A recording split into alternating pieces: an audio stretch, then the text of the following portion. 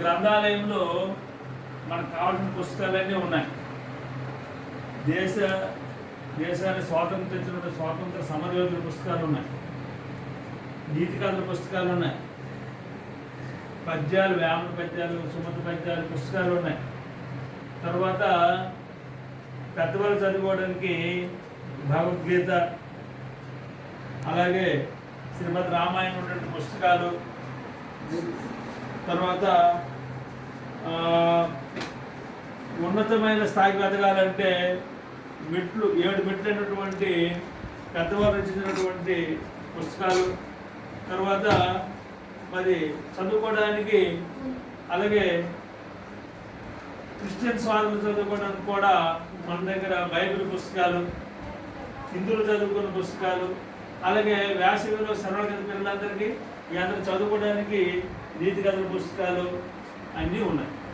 ఇవన్నీ మీరు ఏం చేయాలా, బాగా చదువుకోండి. ఉదయం సాయంత్రం వచ్చి చదువుకుంటే మీకు సెలవులు ముందు, మీకు సెలవులు అయిపోతాయి కదా, సెలవులు అయిపోయిన తర్వాత సెలవుల ముందు రోజు మళ్ళీ నేను వస్తాను, మీకు ఒకప్పుడు పోటీలు పెడతాం. ఆ పోటీల్లో గెలుపొందిన వాళ్ళకి ప్రైజులు ఇస్తాం. ఇప్పుడు మీకు అందరికి నీతి కథల పుస్తకాలన్నీ ఇచ్చాము, బాగా చదువుకోవాలి. తర్వాత ఆడుకోవడానికి మీకు ఇక్కడ ఏంటున్నాయి, ఇక్కడ క్యారమ్ బోర్డు. క్యారమ్ మాట మీకు వచ్చినా క్యారమ్ బోర్డు ఆడుతారా?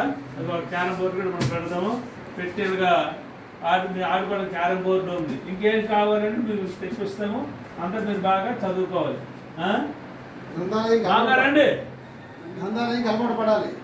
గ్రంథాలయం కేవలం ఈ భావి మీలాంటి పౌరులకే, మీలాంటి పిల్లలకే చదివి ఇంకా ఇంకా ఇంకా జ్ఞానాన్ని సంపాదించుకొని ముందు మీ తరగతి భవిష్యత్తు మీరు చక్కబెట్టుకొని మీరు ఇంకా కొందరిని ఆదర్శప్రాయులుగా కావాలని మా తరగతి ఆకాంక్ష. అర్థమైందా?